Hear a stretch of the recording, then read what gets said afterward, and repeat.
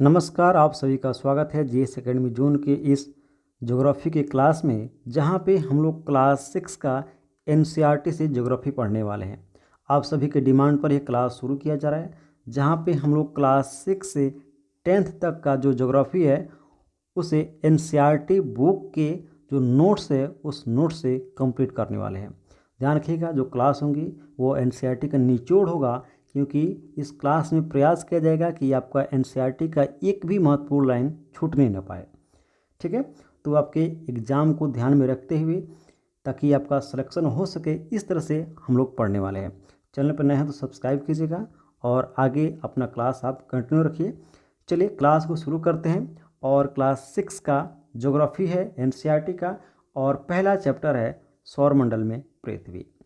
अब देखिए, ये जो चैप्टर है सौरमंडल में पृथ्वी, इसको शुरू करते हैं तो सबसे पहले हमारे सामने जो बात आती है यह है पूर्णिमा और अमावस्या का। बात करते हैं पूर्णिमा का, तो ध्यान रखिएगा कि पूर्णिमा एक पूरा गोल जो चंद्रमा आसमान में दिखाई पड़ती है उसी रात को पूर्णिमा कहा जाता है। मतलब कि पूर्ण चंद्रमा वाली रात, जिस रात को चंद्रमा पूरा गोल दिखाई पड़ता है वह रात पूर्णिमा की होती है। और ये महीने में एक बार पूर्णिमा वाली रात आती है, इस बात का ध्यान रखें। अमावस्या की बात करें तो पूर्णिमा से 15 दिन के बाद जो समय आता है रात्रि वाला, एक नए चांद का उदय होता है उस रात को, उससे हम लोग अमावस्या कहते हैं। यानी अमावस्या पूर्णिमा के 15 दिन बाद आता है और ये नए चंद्रमा वाली रात होती है। ठीक है, जिसे हम लोग अमावस्या कहते हैं। आगे हम बात करें तो ध्यान रखना, अब इस बात को ध्यान रखना कि दिन के समय चंद्रमा और अन्य छोटी चमकीली वस्तुओं को सूर्य से अत्यधिक तेज प्रकाश के कारण नहीं देख पाते हैं। देखिए, जब रात रहता है तो आसमान में ढेर सारे तारे आपको दिखाई पड़ते हैं चमकते भी, लेकिन वहीं जब दिन होता है तो ये सभी तारे विलुप्त हो जाते हैं। ऐसा क्यों, कभी आपने सोचा? तो इसका कारण है कि चूँकि जो सूर्य है इसके पास अत्यधिक शक्तिशाली प्रकाश होता है, और ये प्रकाश जब पृथ्वी पर आते हैं तो इतने जो है तेज होते हैं कि इनके प्रकाश के कारण बाकी जो तारे होते हैं, जो चमकीले जो वस्तुएं होती हैं, उनकी प्रकाश छिप जाती है और ये जो चमकीली वस्तु है ये हमें दिन के समय दिखाई नहीं पड़ता। इसका मेन कारण है सूर्य के अत्यधिक प्रकाश के कारण। ठीक है, हम बात करते हैं खगोलीय पिंड के बारे में। तो ध्यान रखना कि सूर्य, चंद्रमा तथा वे सभी वस्तुएं जो रात में आसमान में चमकते हैं उन्हें खगोलीय पिंड कहते हैं। यानी हम ये कहें कि सूर्य, चंद्रमा और वे सभी वस्तु जो हमें रात में आसमान में चमकते हुए दिखाई पड़ते हैं वे सभी खगोलीय पिंड कहलाते हैं। तारा के संबंध में देखिए कि वैसा खगोलीय पिंड है तारा जो आकार में बड़ा, गर्म होते हैं और साथ में बड़ी मात्रा में ऊष्मा और प्रकाश उत्सर्जित करते हैं, उसे तारा कहते हैं। कहने का मतलब है कि तारा ये तो खगोलीय पिंड हैं ही, इसके साथ साथ चूँकि ये आकार में बड़े होते हैं तो आपका प्रश्न बनेगा तो फिर हमें रात में छोटे क्यों दिखाई पड़ते हैं? इसका मेन कारण है कि वे इतने ज़्यादा दूरी पर हैं कि वे छोटे दिखाई पड़ते हैं। बहुत ज़्यादा दूरी है, सूर्य से भी बहुत ज़्यादा दूर पे। तो ये बड़े आकार में होते हैं और इनके पास अपना प्रकाश भी होता है, इनके पास अपना ऊष्मा भी होता है। ठीक ना, और इन्हें हम लोग तारा कहते हैं। ठीक है, अब देखिए, सूर्य भी एक तारा है और तारा गैसों से मिलकर बने होते हैं। जितने भी तारे हैं वे सभी गैसों के मिलकर बने होते हैं और सूर्य भी एक तारा है। इस बात को आप अच्छे से ध्यान रखिएगा।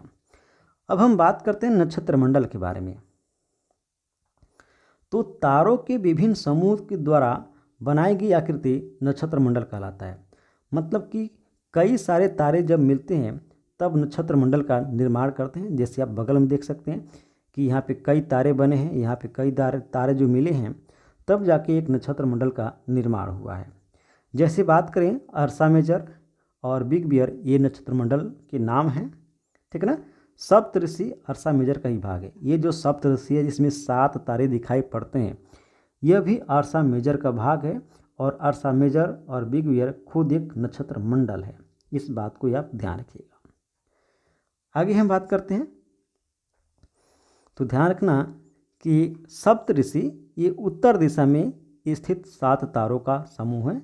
ये जो सप्तऋषि आपको दिखाई पड़ रहा है ये क्या है, ये उत्तर दिशा में 7 तारों का एक समूह होता है। यह अर्सा मेजर नक्षत्र मंडल का भाग है, जिसे हम पहले ही जान लिए हैं। भारतीय विद्वानों ने इसका नामकरण ऋषि के नाम पर किया है। मतलब कि हमारे सौरमंडल में जितने भी ये तारामंडल दिखाई पड़ते हैं, इन तारामंडल को नाम जो है हमारे विद्वानों ने हमारे ऋषि मुनि के नाम पे रखा है।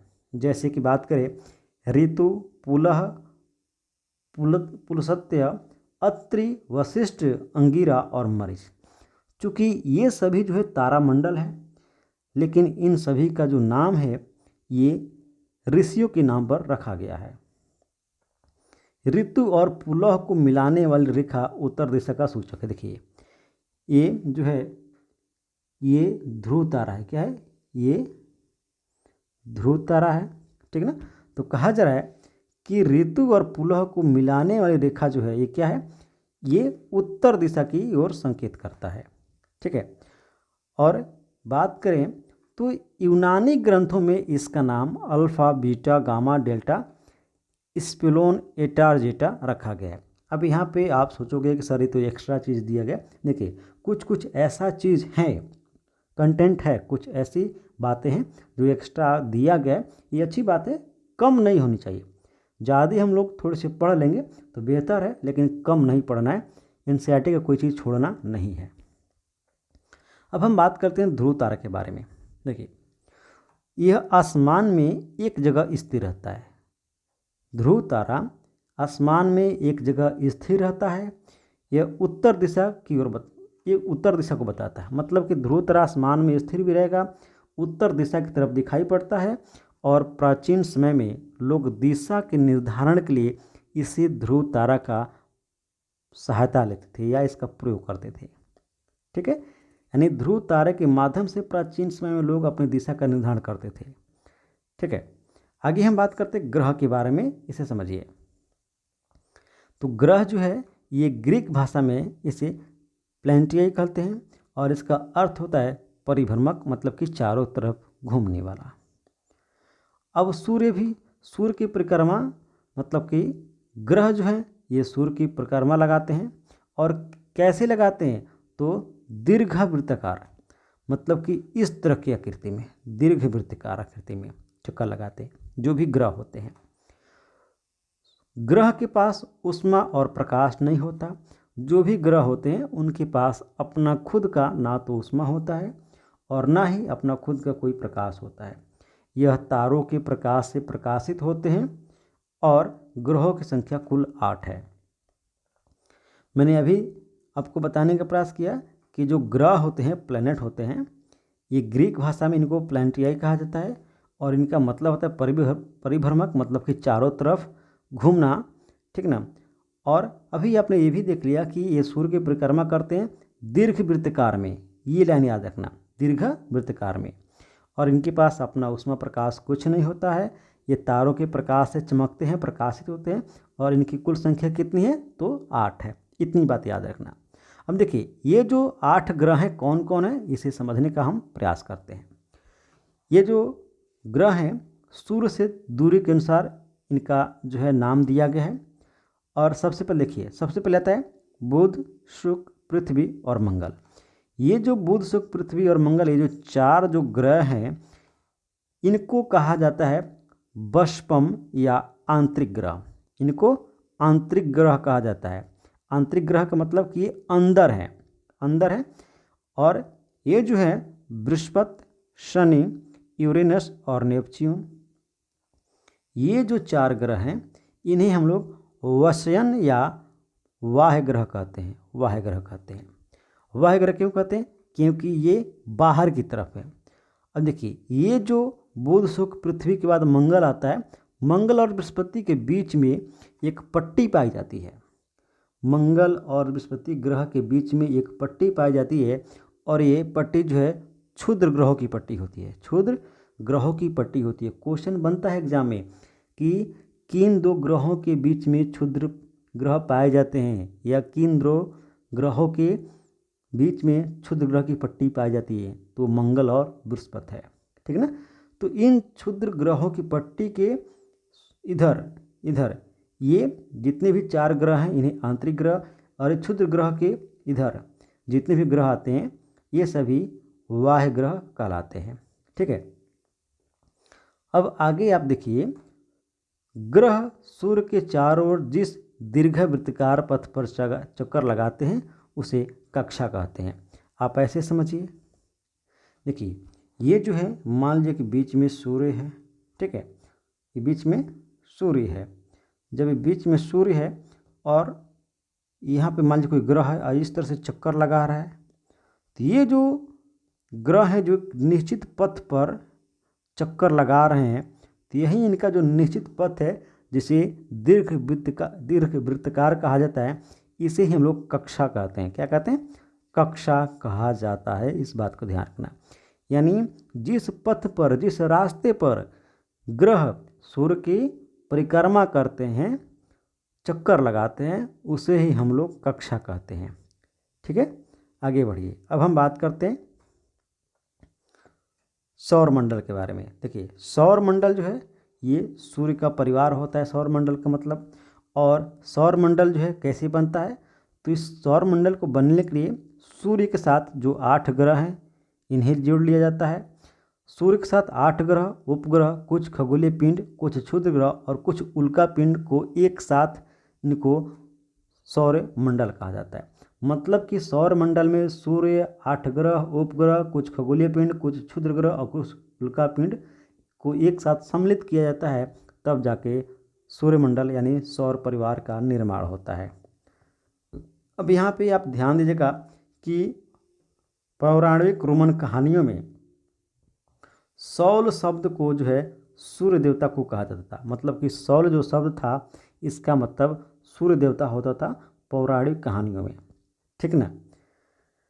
अब आगे हम बात करें, आगे बात की जाए तो इस बात को ध्यान रखना कि सूर्य सौर मंडल के लिए प्रकाश एवं ऊष्मा का एकमात्र स्रोत है। यानी हमारा जो सौर मंडल है, इस सौर मंडल में प्रकाश और ऊष्मा का मात्र एक ही स्रोत है, वह है सूर्य।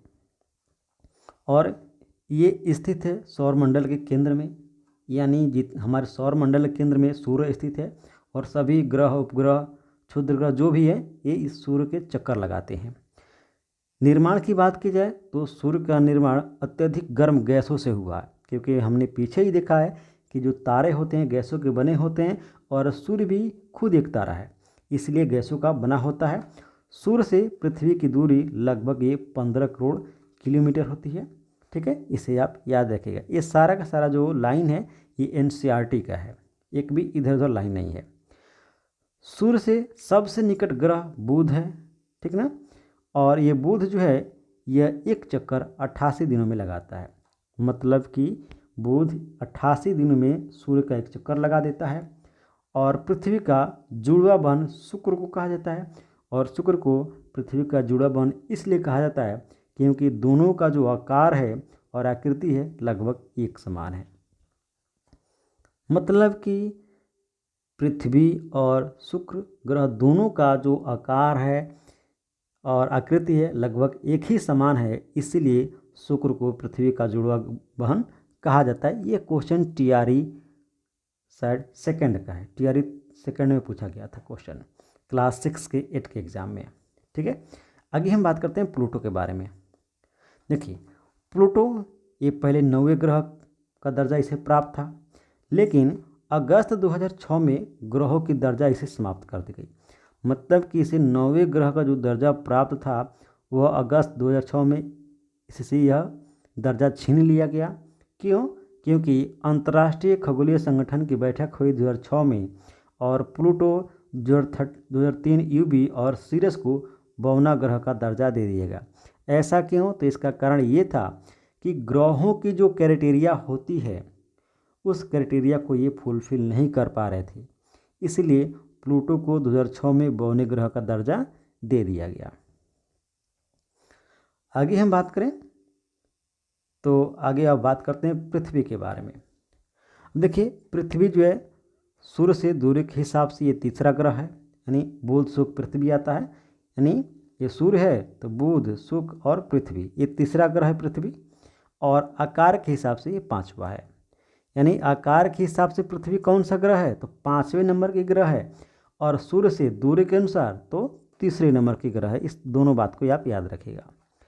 ध्रुवों पर थोड़ी चपटी है। ये जो आप आकृति देख रहे हैं ये वास्तव में सत्य नहीं है, ये इमेज बनाया गया है, जबकि वास्तविकता तो ये है कि जो पृथ्वी होती है ये जो ध्रुव है, ये ध्रुव है नीचे, उत्तरी ध्रुव और दक्षिण ध्रुव, इन ध्रुवों पर ये हल्की सी चपटी है, ठीक है।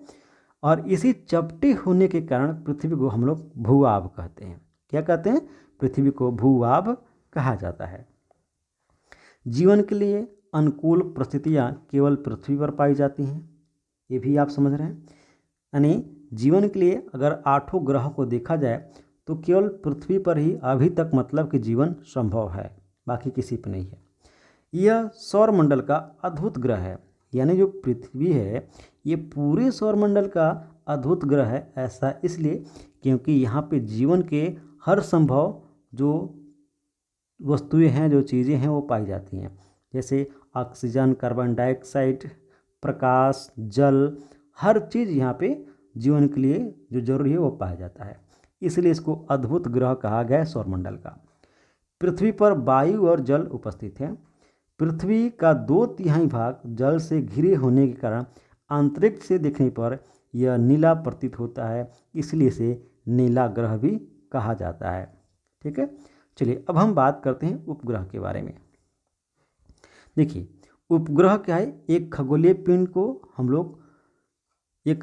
को कोई चक्कर लगा रहा है, उसी को हम लोग क्या बोलते हैं? उपग्रह कहते हैं। जैसे देखिए मान लीजिए कि ये पृथ्वी है और पृथ्वी का एक मान लीजिए कि खगोलीय पिंड क्या कर रहा है? चक्कर लगा रहा है। जैसे आप चंद्रमा देख रहे हैं तो चंद्रमा क्या करता है? चंद्रमा खुद ग्रह का चक्कर लगाता है। किसका? तो पृथ्वी का।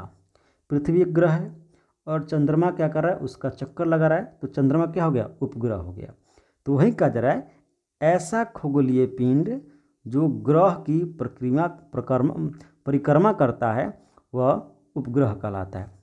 यहाँ पे आप ऐसे समझिए कि ये सूर्य है और पृथ्वी है।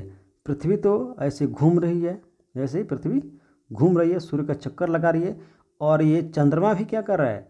चंद्रमा भी ये पृथ्वी का चक्कर लगा रहा है। इसका मतलब कि जो पृथ्वी ग्रह है इसका चक्कर लगाने वाला जो चंद्रमा है वह उपग्रह हो गया, ठीक है।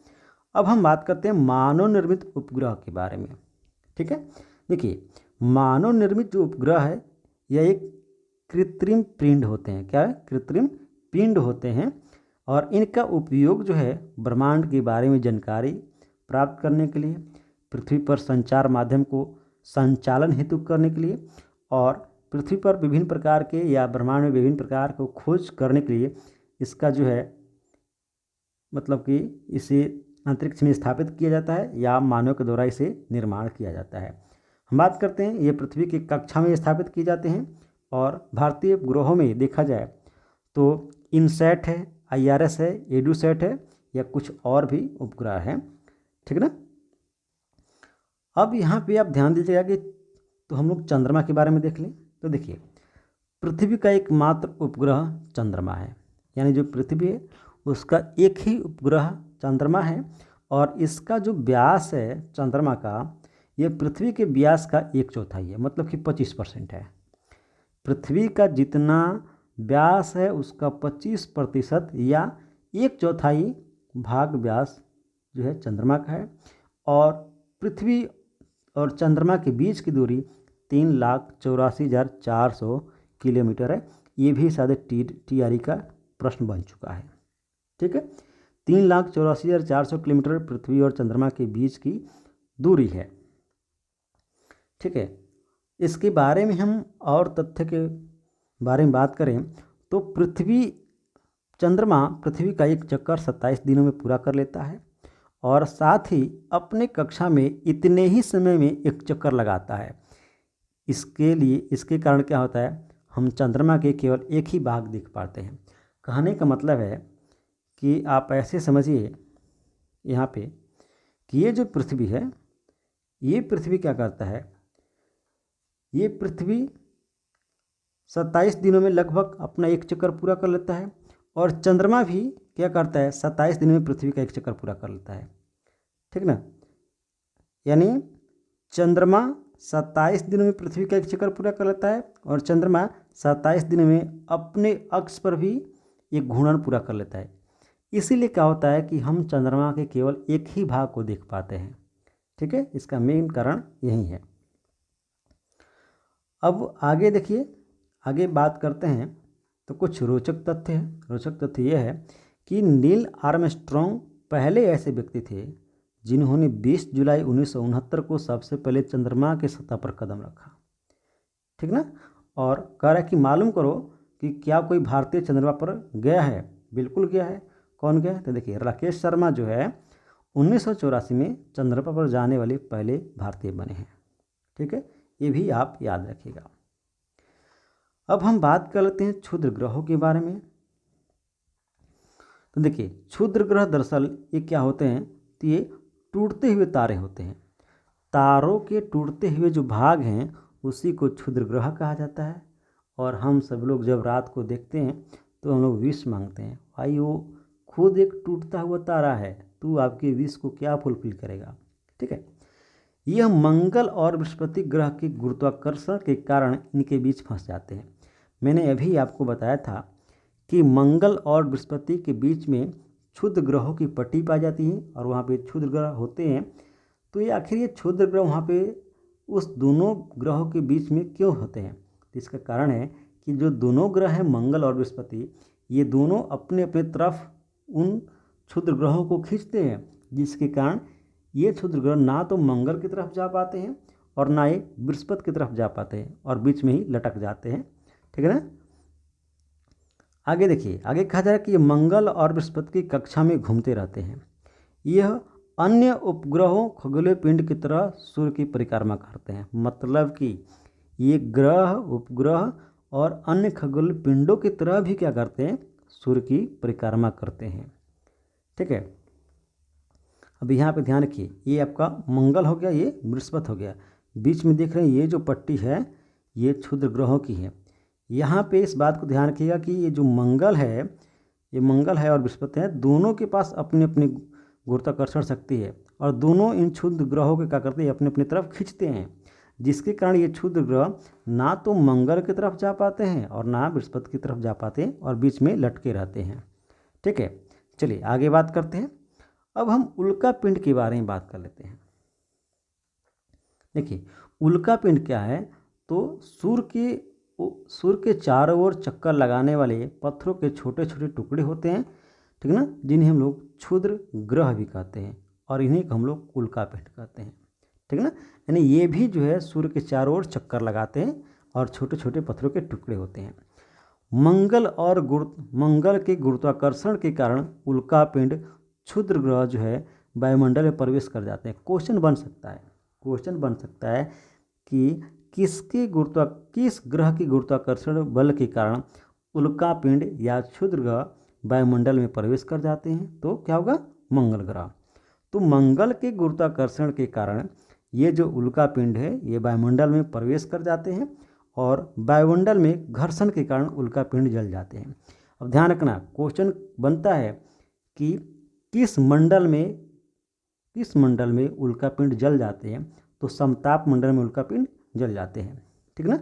और जब भी वायुमंडल में आते हैं तो घर्षण के कारण जब जल जाते हैं तो इसे ही हम लोग टूटता हुआ तारा कहते हैं। यह उल्का जब पृथ्वी पर गिरती है तो गड्ढे का निर्माण करती है, जिसे हम लोग क्रेटर कहते हैं। देखिए, कभी कभी होता क्या है कि उल्का पिंड चूँकि मध्यमंडल में आते थे जल तो जाते हैं, लेकिन कभी कभी ऐसा होता है कि उल्का पिंड काफ़ी बड़ा है और मध्यमंडल में जलता तो है लेकिन पूरी तरीके से जल नहीं पाता है और वे पृथ्वी से टकरा जाता है, तब गड्ढे का निर्माण करता है और यही गड्ढा क्रेटर कहलाता है और यही क्रेटर आगे चल के क्रेटर झील का निर्माण करता है, क्रेटर झील बन जाता है, ठीक है। चलिए आगे बात करते हैं आकाशगंगा के बारे में। देखिए, आकाशगंगा करोड़ों तारों, बादलों और गैसों की एक प्रणाली है। यानी जो आकाशगंगा है क्या है, करोड़ों तारों और गैसों की एक प्रणाली होती है और लाखों आकाशगंगा मिलकर ब्रह्मांड का निर्माण करती हैं। ब्रह्मांड की विशालता की कल्पना करना अत्यधिक कठिन है। यहाँ पे आपको ध्यान देना है कि देखिए यहाँ पे होता क्या है कि बहुत सारे जो है उपग्रह, ग्रह, उल्कापिंड, क्षुद्र ग्रह मिलकर जो है एक सौरमंडल का निर्माण करते हैं। बहुत सारा सौरमंडल मिलके एक आकाशगंगा का निर्माण करते हैं और बहुत सारे जब आकाशगंगा मिलते हैं तब जाके ब्रह्मांड का निर्माण होता है। ठीक है, इस बात को ध्यान रखना। और इस ब्रह्मांड की कल्पना ही नहीं की जा सकती कि कितना बड़ा कितना चौड़ा है। ठीक है, तो ये चैप्टर आपका ख़त्म हो गया। यहाँ पे कुछ क्वेश्चन है, इसको देख लीजिए। क्वेश्चन है कि किस ग्रह को पृथ्वी के जुड़वा ग्रह के नाम से जाना जाता है, तो ये शुक्र है, आप इसे देख लिए हैं। सूर्य से तीसरा सबसे नज़दीक ग्रह कौन सा है, तो बुध, शुक्र, पृथ्वी है, तो पृथ्वी आपका ऑप्शन ख हो जाएगा। आगे बात करें तो यहाँ पे कहा जा रहा है कि सभी ग्रह सूर्य के चारों ओर किस प्रकार की पथ पर चक्कर लगाते हैं, तो दीर्घवृत्ताकार होगा। ध्रुव तारे से किस दिशा का ज्ञान होता है, तो उत्तर दिशा का ज्ञान होता है। क्षुद्र ग्रह किन कक्षाओं के बीच पाए जाते हैं, तो मंगल और बृहस्पति के बीच में पाए जाते हैं, ऑप्शन ख हो जाएगा। ठीक है, चलिए अब हम अगला चैप्टर के बारे में बात करते हैं, ग्लोब, अक्षांश एवं देशांतर। इस चैप्टर के बारे में बात कर लेते हैं। देखिए सबसे पहले बात करते हैं ग्लोब के बारे में। ये जो ग्लोब है लगभग पृथ्वी का एक छोटा रूप इसे माना जाता है। ऐसा माना जाता है कि ग्लोब जो है पृथ्वी का छोटा और वास्तविक रूप है। ठीक है, और ग्लोब के बीचों बीच एक सुई लगी होती है, आप देख रहे हैं यहाँ पे सुई लगी है, यहाँ पे सुई लगी है। तो इन जो सुई है ग्लोब के बीचों बीच जिस पर झुकी हुई होती है, इस अवस्था स्थिति होती है, इसे हम लोग अक्ष कहते हैं। क्या कहते हैं, अक्ष। मतलब कि ग्लोब के बीचों बीच एक सुई लगी होती है ऊपर नीचे, जो इस ग्लोब को झुके होने की स्थिति प्रदान करती है, इसी को हम लोग अक्ष कहते हैं। ठीक है, अब विषुवत रेखा को देखिए। विषुवत रेखा एक काल्पनिक रेखा होता है जो पृथ्वी को दो बराबर भागों में बांटता है। जैसे देखिए यहाँ से एक काल्पनिक रेखा इसे गुजरता है और ये जो काल्पनिक रेखा पृथ्वी के बीचों बीच में गुजरता है, इसे हम लोग विषुवत रेखा कहते हैं। और ये वास्तव में रेखा होती नहीं है, बस हम लोग कल्पना कर लिए कि यहाँ से एक रेखा हो है और ये पृथ्वी के बीचों बीच से गुजर रही है, और इसे हम लोग अपना नाम विषुवत रेखा दे दी है। ठीक है, और ये जो विषुवत रेखा है देखिए, ये मान लेते हैं ये पृथ्वी है और यहाँ पे देखिए ये बीच से इस तरह से ये जो है ये रेखा जो गुजर रही है, ये क्या है, इसे ही हम लोग विषुवत रेखा मानते हैं। और विषुवत रेखा का जो मान होता है वो 0 डिग्री होता है। ऊपर जो है इसकी उत्तरी गोलार्ध होता है और नीचे दक्षिणी गोलार्ध होता है। ठीक है, आगे बात करें हम लोग तो आगे अब हम लोग अक्षांश और देशांतर के बारे में बात करते हैं। देखिए सबसे पहले बात करते हैं अक्षांश रेखा के बारे में। तो विषुवत वृत्त से ध्रुव तक स्थित समांतर वृत्त को अक्षांश रेखा कहते हैं। देखिए अब यहाँ पे आप ध्यान दीजिए, यहाँ पाइए ये जो है विषुवत वृत्त है, या इसी को हम लोग विषुवत रेखा बोलते हैं। ठीक है ना, तो विषुवत रेखा से ध्रुव की तरफ, यानी जो विषुवत रेखा है ऊपर जाएंगे तो ध्रुव की तरफ जा रहे हैं, नीचे जाएंगे तब भी ध्रुव की तरफ जा रहे हैं। तो विषुवत वृत्त से ध्रुव की तरफ जाने पर जो इसके समांतर जो रेखा इस तरह से दिखाई पड़ेंगी, इसी को हम लोग अक्षांश रेखा कहते हैं, इसी को हम लोग अक्षांश रेखा कहते हैं। ठीक है, यहाँ पे आप ऐसे देखिए, तो देखिए ये मान लीजिए कि आपका विषुवत रेखा है। ठीक है, मान लीजिए कि आपका इसको ये विषुवत रेखा है, तो ये जो रेखा है ये जो इधर जा रही है, ये सभी क्या है, ये सभी आपका ये अक्षांश रेखा है। ठीक ना। अब देखिए देशांतर रेखा के बारे में। तो ध्रुवों से दक्षिण ध्रुव को मिलाने वाली उत्तरी ध्रुव से दक्षिण ध्रुव को मिलाने वाली रेखा जो है देशांतर रेखा कहलाती है। अब यहाँ पे आप ऐसे समझिए कि ये जो है उत्तरी ध्रुव और नीचे आप आइए, इधर आप नीचे आइए तो दक्षिण ध्रुव, ऊपर उत्तरी ध्रुव नीचे दक्षिण ध्रुव, और ये जो रेखा इस तरह से मिला रही हैं दोनों ध्रुवों को, इन्हीं रेखाओं को हम लोग क्या बोलते हैं, तो इन्हीं रेखाओं को हम लोग देशांतर रेखा बोलते हैं। क्या बोलते हैं, देशांतर रेखा। ठीक है, और ये भी ध्यान रखिएगा इसकी जो उत्तरी ध्रुव होता है ये 90 डिग्री इसकी अक्षांश होती है, और जो दक्षिण ध्रुव होता है इसकी भी 90 डिग्री की अक्षांश होती है। ठीक है, आगे बात करते हैं हम कुछ महत्वपूर्ण अक्षांश जो है समांतर रेखा के बारे में। देखिए यहाँ पे आप ऐसे समझिए कि ये जो है ये आपका विषुवत रेखा है जो 0 डिग्री का होता है। इसके जस्ट ऊपर ये जो रेखा है इसे हम लोग कर्क रेखा बोलते हैं, जो भारत के लगभग बीचों बीच से गुजरती है, भारत के 8 राज्यों से होकर गुजरती है। ठीक है, और इसके जो ये अक्षांश है ये 23.5 डिग्री नॉर्थ होता है। ठीक ना, 23.5 डिग्री नॉर्थ होता है या उत्तर जिसको बोलते हैं। इसके जस्ट ऊपर एक और रेखा होती है जिसे हम लोग उत्तरी ध्रुव वृत्त बोलते हैं। क्या बोलते हैं? उत्तरी ध्रुव वृत्त बोलते हैं, और ये 66.5 डिग्री नॉर्थ होता है। और इसके जस्ट ऊपर जो है ये ऊपर के जो ये 90 डिग्री का जो कोण है इसे हम लोग उत्तरी ध्रुव बोलते हैं। इसी तरह से नीचे आइए, ये जो रेखा है इसे हम लोग मकर रेखा बोलते हैं, और ये भी 23.5 डिग्री दक्षिण होता है। इसके नीचे एक और रेखा गुजरती है, इसे हम लोग 66.5 डिग्री दक्षिण बोलते हैं, और ये दक्षिणी ध्रुव वृत्त है, और नीचे दक्षिणी ध्रुव होता है जो 90 डिग्री दक्षिण होता है। अब यहाँ पे ध्यान रखना, कहा जा रहा है कि कुल अक्षांश रेखा कितनी होती है, तो कुल अक्षांश रेखाएं जो है 181 होती हैं। कितनी? अब देखिए यहाँ पे मैं बता दूं, देखिए ये चूँकि आप जानते हैं कि एक विषुवत रेखा होता है, इसके बाद ये सभी जो है अक्षांश रेखा हैं। ये कितनी है? अक्षांश रेखा है। तो क्वेश्चन है, देखिए क्या है क्वेश्चन है कि कुल अक्षांश रेखा कितनी होती है, तो 181 कुल अक्षांश रेखा होती हैं। लेकिन ध्यान रखना ये कब, ये उत्तरी ध्रुव और दक्षिण ध्रुव को लेकर, यानी ये जो उत्तरी ध्रुव है और ये दक्षिण ध्रुव है इनको लेकर कुल 181 अक्षांश रेखा होती हैं। ठीक ना। लेकिन अगर पूछे कि रेखाओं में मतलब कि अक्षांश रेखाएं कितनी होती हैं, तब आपको 179 करना पड़ेगा, 179। ऐसा इसलिए क्योंकि ये जो है उत्तरी ध्रुव और दक्षिण ध्रुव, ये जो बिंदु की तरह जो ये जो पॉइंट पड़ रहे हैं ये रेखा नहीं बल्कि बिंदु बनती हैं। ठीक ना। और ये क्वेश्चन टीआरई में आ चुका है, इस बात को ध्यान रखिएगा कि कुल कितनी अक्षांश रेखाएं होती हैं। ठीक ना। चलिए आगे बात करते हैं। देखिए दो अक्षांश रेखाओं के बीच की दूरी सभी जगह समान होती है, यानी ये जो अक्षांश रेखा है, ये जो अक्षांश रेखा गुजर रही है, तो इन दो अक्षांश रेखा के बीच की जो दूरी हो रही है ये दूरी सभी जगह क्या होता है? समान होता है। किसी भी अक्षांश रेखा पर आप नापिएगा तो इनकी दूरी क्या होता है? समान होती है, एक समान होता है, बराबर होता है। अब यहाँ पे आप समझने का प्रयास कीजिए, मैं इसको हल्का सा जूम कर देता हूँ। ओके, अब यहाँ पे देखिए ये है विषुवत वृत्त, विषुवत रेखा जो 0 डिग्री का मान होता है।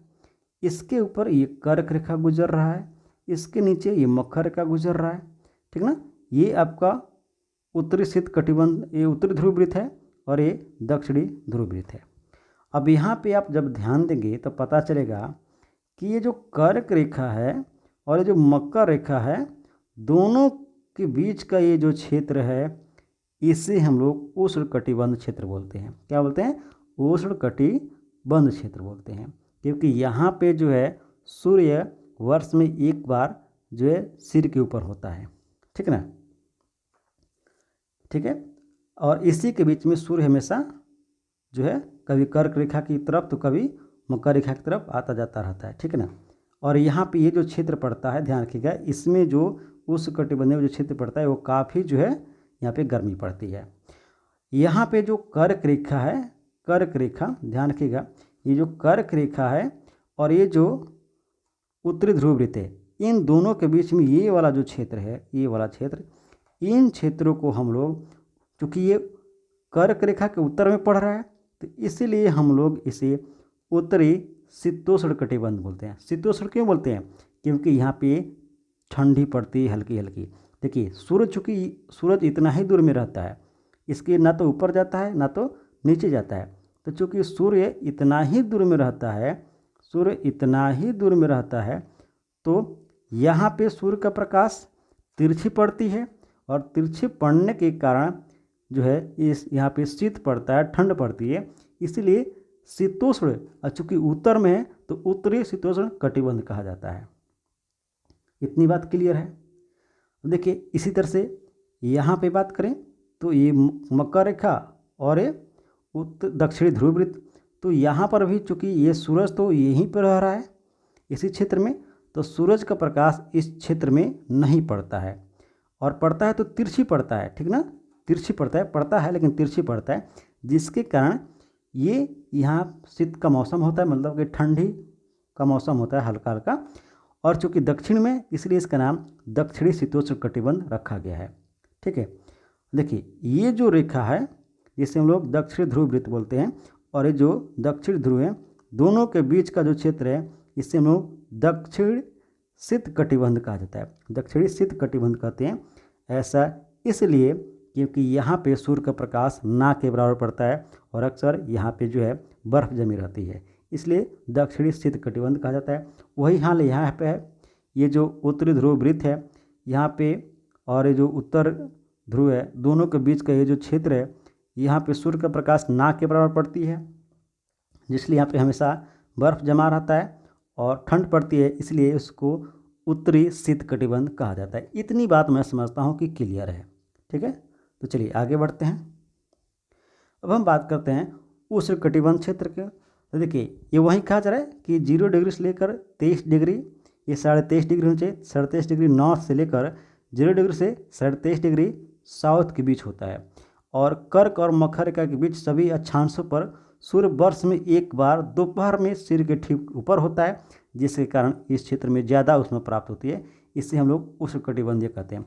वही बात है जो मैंने बताया कि ये 23.5 डिग्री कर्क रेखा और मकर रेखा के बीच का ये जो क्षेत्र है, यहाँ पे सूर्य वर्ष में एक बार ठीक हमारे सिर के ऊपर होता है, जिसके कारण यहाँ पे तेज गर्मी पड़ती है, और इसे हम लोग उष्ण कटिबंध कहते हैं। खत्म बाजार, ठीक ना। और ये ध्यान रखिएगा, तो 0 डिग्री से लेकर 23.5 और 0 डिग्री से लेकर 23.5 नॉर्थ और साउथ होता है।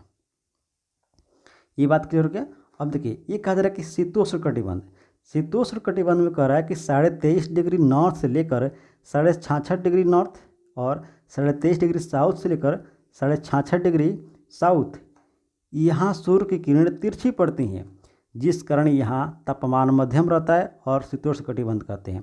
वही बात मैं ऑलरेडी बता चुका हूँ कि ये जो है 23.5 डिग्री जो है साउथ, 23.5 डिग्री नॉर्थ, ठीक ना, और 66.5 डिग्री साउथ, 66.5 डिग्री नॉर्थ, ये जो क्षेत्र है यहाँ पे उत्तर में और ये जो दक्षिण में, इन दोनों जगह पे चूँकि सूर्य ये इसी क्षेत्र में रहता है, तो इन दोनों जगह पे सूर्य का प्रकाश काफ़ी कम पड़ता है और इसलिए यहाँ पे ठंडी रहती है, जिसके चलते उत्तर में अगर है तो उत्तरी शीतोष्ण कटिबंध बोलते हैं, और दक्षिण में है तो दक्षिणी शीतोष्ण कटिबंध बोलते हैं।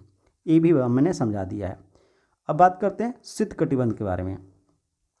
तो 66.5 डिग्री नॉर्थ से लेकर 90 डिग्री नॉर्थ और 66.5 डिग्री साउथ से लेकर 90 डिग्री साउथ, इसके बीच जो है सूरज की किरण क्षितिज से ऊपर नहीं जा पाता है और इसलिए वहाँ ठंडी रहती है। मैंने इसे भी बता दिया है आपको कि देखिए कि ये जो 66.5 डिग्री जो नॉर्थ है और जो उत्तर ध्रुव है, इसके बीच में जो है सूर्य का प्रकाश क्षितिज के ऊपर नहीं आ पाता है। यहाँ पे सूर्य का प्रकाश लगभग ना के बराबर पड़ता है और यहाँ पे हमेशा ठंड पड़ती है, इसलिए हम लोग चूँकि उत्तर में है तो उत्तरी शीत कटिबंध बोलते हैं। ठीक है, यही हाल दक्षिण की तरफ है। 66.5 डिग्री साउथ में, चूँकि 66.5 डिग्री साउथ और 90 डिग्री आपका दक्षिणी ध्रुव के बीच जो है सूर्य का प्रकाश नहीं के बराबर पड़ता है, अक्सर ठंड रहती है, इसलिए इसको चूँकि दक्षिण में है तो दक्षिण शीत कटिबंध बोलते हैं। ये मैं समझा चुका हूँ। ठीक है, अब चलिए हम बात करते हैं देशांतर रेखा के बारे में। ठीक है, अब देखिए देशांतर रेखा उत्तरी और दक्षिण ध्रुव को मिलाने वाली रेखा होती है। ये जो है देखिए ये आपका मीन रेखा और ये देखिए ये उत्तरी ध्रुव और ये दक्षिणी ध्रुव। तो ये जो रेखा जो इस तरह से आ रही हैं, एक रेखा क्या है, इन्हीं को हम लोग देशांतर रेखा कहते हैं। क्योंकि ऊपर जो उत्तरी ध्रुव है, नीचे जो दक्षिण ध्रुव है, उन्हीं को ये रेखाएं क्या करती हैं, मिलाती हैं, इसलिए इन्हें हम लोग देशांतर रेखा कहते हैं। देखिए कुल देशांतर रेखाओं की जो लंबाई होती है ये 360 डिग्री होती है। मतलब कि कुल जो देशांतर रेखा होती है इन्हें 360 की संख्या बांटा गया है, और देशांतर रेखाओं के बीच की दूरी विषुवत रेखा पर सबसे अधिक होती है। यानी जो है ये इस तरह से जो विषुवत रेखा यहाँ पे गुजरा है, इसी विषुवत वृत्त पर जो है रेखा पर देशांतर रेखाओं की दूरी सबसे अधिक होती है। ठीक है। और जैसे जैसे हम लोग ध्रुव की तरफ बढ़ते हैं तो देशांतर रेखाओं की जो दूरी होती है वो घटती जाती है। कैसे? ऐसे देखिए, मैं बता देता हूँ। देखिए एक ये देशांतर रेखा है मान लीजिए, और एक ये देशांतर रेखा है। अब देख रहे हैं कि ये देशांतर रेखा, एक मिनट,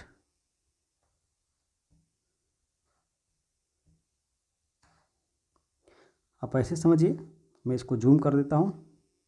ओके, अब ऐसे समझिए कि एक ये जो देशांतर रेखा है और एक ये जो देशांतर रेखा है, तो यहाँ पे है क्या कि ये जो मान लीजिए कि ये विषुवत वृत्त है, तो यहाँ पे देखिए डिस्टेंस कितना ज़्यादा है, लेकिन यहीं अगर ध्रुव पे आ गया तो देखिए ये लग रहा है कि जगह सट गया। तो ध्रुव पे जो देशांतर रेखा होती है ये आके चूँकि एक बिंदु पे मिलती हैं, इसलिए यहाँ पे उत्तरी ध्रुव और दक्षिण ध्रुव पे सबसे कम दूरी होता है, ठीक ना, जबकि विषुवत रेखा के पास सबसे अधिक दूरी होता है। ठीक ना, इसी बात को समझाया गया है। कह रहा है कि देशांतर रेखा के बीच की दूरी विषुवत रेखा से केंद्र की तरफ जाने पर घटती जाती है। मतलब जैसे ही हम लोग उत्तरी ध्रुव और दक्षिण ध्रुव की तरफ जाएंगे तो इसकी दूरी क्या होगी, ये घटती जाएगी। और ये भी कहा जा रहा है कि ध्रुव पर देशांतर रेखा की लंबाई शून्य हो जाती है, और जैसे ही हम लोग दक्षिण ध्रुव या उत्तरी ध्रुव पर जाते हैं तो देशांतर रेखा की लंबाई क्या हो जाएगी, एकदम शून्य हो जाएंगी, क्योंकि एक पॉइंट पर सभी देशांतर रेखा जाके जो है मिल जाती हैं। 180 डिग्री पूर्वी देशांतर और 180 डिग्री पश्चिमी देशांतर एक ही रेखा पर स्थित है। कहने का मतलब है, देखिए ये जो है, ये जो रेखा जो है इस तरह से जा रहा है, ये जो रेखा इस तरह से जा रहा है, इससे जो फिर उधर से निकल के आएगा, ये क्या है, एक ही रेखा है। ठीक है ना, ये क्या है, एक ही रेखा है। वही कह रहा है कि 180 डिग्री पूर्वी देशांतर और 180 डिग्री पश्चिमी देशांतर एक ही रेखा है। ये माफ़ी चाहूँगा, ये तो मैंने, ठीक है कोई बात नहीं, सही है। अब देखिए यहाँ पे हम बात कर लेते हैं 0 डिग्री देशांतर रेखा को ग्रीनविच रेखा या प्रधान याम्योत्तर रेखा कहते हैं। मतलब कि जो 0 डिग्री रेखा होती है इसे ग्रीनविच रेखा या प्रधान याम्योत्तर रेखा कहते हैं। और ये कहाँ पे है, तो लंदन के ग्रीनविच से ये गुजरती है। ठीक है ना, लंदन के ग्रीनविच से ये गुजरती है। ये भी ध्यान रखिएगा कि पश्चिम से पूरब की ओर चक्कर लगाती हैं। पृथ्वी क्या करती है, पृथ्वी जो है पश्चिम से पूरब की ओर चक्कर लगाती हैं। और जब ये पश्चिम से पूर्व की ओर चक्कर लगाती हैं तो अतः वह स्थान जो ग्रीनविच से पूरब में होते हैं, जो ग्रीनविच से, देखिए ग्रीनविच से जो पूरब में होते हैं वे क्या होते हैं, वे समय में आगे होते हैं, ग्रीनविच से आगे होते हैं। जो पश्चिम में होते हैं उनका समय ग्रीनविच से पीछे होता है। जैसे आप ऐसे समझते होंगे कि देखिए हमारा जो है जो प्रधान समय याम्योत्तर रेखा है वो 82.5 डिग्री है भारत का कितना है, 82.5 डिग्री है। और 82.5 डिग्री का मान कितना होता है, 5 घंटा 30 मिनट। चूँकि जो मुख्य याम्योत्तर रेखा है, जो समय याम्योत्तर रेखा है, यह 0 डिग्री अक्षांश है, 0 डिग्री अक्षांश है, और 0 डिग्री अक्षांश है, जबकि भारत का कितना है, 82.5 डिग्री। तो 0 डिग्री अक्षांश से भारत 82.5 डिग्री ज़्यादा है, मतलब कि भारत पूरब में है। इसीलिए हम लोग 5.5 घंटे हमारा जो समय है यह ग्रीनविच से आगे रहता है। क्यों, क्योंकि हम पूरब में हैं, ग्रीनविच से पूरब में हैं, और हमारा जो प्रधान जो समय रेखा है वो 82.5 डिग्री उसका मान है, इसलिए हम 5.5 घंटे हमारा समय ज़्यादा है ग्रीनविच से। आगे बात करते हैं, पृथ्वी अपने अक्ष पर 24 घंटे में 360 घूर्ण करती है। देखिए जो पृथ्वी है ये अपने अक्ष पर 24 घंटे में कितने घूमती है, तो 360 डिग्री। कैसे, तो आप जानते हैं कि 24 घंटे में दिन और रात, मतलब कि एक दिन होता है, यानी दिन और रात हो जाता है, यानी पृथ्वी 360 डिग्री घूम गई। तो 24 घंटे में अगर 360 डिग्री घूम रही है तो 360 डिग्री को अगर 24 से भाग दीजिएगा तो कितना आ जाएगा, ये आपका आ जाएगा ये लगभग 15, ठीक ना, 15 डिग्री। मतलब कि 1 मिनट में ये 15 डिग्री का एक घंटे में ये 15 डिग्री घूम जाती है पृथ्वी 1 घंटे में कितनी घूमती है, तो 15 डिग्री घूमती है। जबकि हम ये कहें कि 1 घंटा मतलब 60 मिनट, तो 60 मिनट में अगर 15 डिग्री घूमती है तो फिर 1 डिग्री घूमने में कितने मिनट लगेगा, तो 4 मिनट, क्योंकि 15 चौका 60 हो रहा है। मतलब कि हमारे जो पृथ्वी है वो 1 मिनट में 4 मिनट में 1 डिग्री घूम जाती है, या 1 डिग्री घूमने में उसे 4 मिनट लगता है। देखिए भारत का जो समय रेखा है इसे समझते हैं। यहाँ पे समझिए, देखिए भारत का मानक समय रेखा, ये इसका जो है हमारा भारत का मानक समय रेखा 82.5 डिग्री पूर्वी दिशांतर है। देखिए ये है हमारा भारत का मानक समय रेखा जो 82.5 डिग्री पूर्वी देशांतर है, और यह 5 राज्यों से होकर गुजरता है, जिसमें उत्तर प्रदेश, ठीक ना, आंध्र प्रदेश, छत्तीसगढ़, उड़ीसा, ठीक ना, और आपका ये जो राज्य है ये आते हैं, ठीक ना। और यहाँ पे ध्यान रखना कि यह भारत के 5 राज्यों से होकर गुजरते हैं। यहाँ पे नाम नहीं दिए गए, लेकिन उत्तर प्रदेश, इसके अलावा छत्तीसगढ़, आंध्र प्रदेश, उड़ीसा, इस तरह के 5 राज्य हैं। और ये भी ध्यान रखिएगा इसके स्थानीय समय से पूरे देश का मानक समय माना गया। मतलब कि ये जो हमारा 82.5 डिग्री जो मानक समय रेखा है यही पूरे भारत में समय लागू होता है, ठीक ना।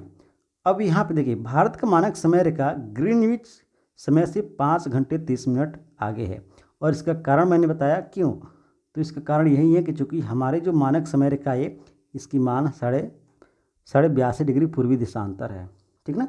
जबकि जो मेन ग्रीनविच जो रेखा है वो 0 डिग्री उस दिशांतर है, ठीक ना। यही कारण है कि हमारा चूँकि मानक समय रेखा है वो 82.5 डिग्री पूर्वी देशांतर है, और हम पूरब मतलब कि पूरब दिशा में है, ठीक ना, इसीलिए हमारे जो है 5.5 घंटे हमारा जो समय है वो आगे है। अब यहाँ पे देखिए कि अंतर जो है देशांतर का ये 29 देशांतर है, लगभग 30 देशांतर के पास, इसीलिए 1 घंटे 20 मिनट जो है क्या होता है, ये अंतर होता है। कहने का मतलब है कि ये जो अरुणाचल प्रदेश है, अरुणाचल प्रदेश और ये जो गुजरात है, दोनों के देशांतर में अगर अंतर देखा जाए तो लगभग 29 डिग्री या 30 डिग्री के आसपास होता है, ठीक है।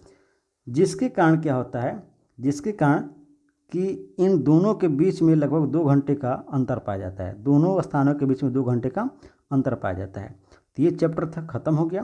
क्वेश्चन है कि प्रमुख याम्योत्तर का मान कितना है, तो 0 डिग्री है। शीत कटिबंध किसके नज़दीक पाया जाता है, तो देखिए शीत कटिबंध ये ध्रुवों के पास पाया जाता है, ठीक है। देशांतर की कुल संख्या कितनी है, तो देशांतर की कुल संख्या 360 है। आगे बात करें, दक्षिण ध्रुव वृत्त स्थित है, तो दक्षिण ध्रुव वृत्त कहाँ पे होगा, तो दक्षिणी गोलार्ध में होगा, ठीक है। और ग्रिड किसका जाल है, ग्रिड किसका जाल है, तो कहा जा रहा है कि कर्क रेखा, मकर रेखा नहीं, अक्षांशर रेखा और देशांतर रेखाओं के जाल है। ग्रिड किसके जाल है, अक्षांश रेखाओं और देशांतर रेखा के जाल है, ठीक है। तो इसमें हम इतना ही चैप्टर रखते हैं, 2 ही चैप्टर रखते हैं, और नेक्स्ट क्लास में हम लोग चैप्टर नंबर 3 को पढ़ेंगे, पृथ्वी की गतियाँ। चैप्टर अगर बेहतर तरीके से समझ में आइए तो बिल्कुल चैनल को सब्सक्राइब, वीडियो को लाइक जरूर कीजिएगा, और अपना फीडबैक जरूर देने का प्रयास कीजिए। अगर सुधार की जरूरत है तो बिल्कुल आप लिखिएगा सर थोड़ा सा सुधार कीजिए, तो बिल्कुल हम प्रयास करेंगे कि इसमें भी और बेहतर तरीके से आपको पढ़ाने का प्रयास करेंगे। चलिए थैंक यू, मिलते हैं अगले वीडियो में, तब तक के लिए बहुत बहुत धन्यवाद आप सभी।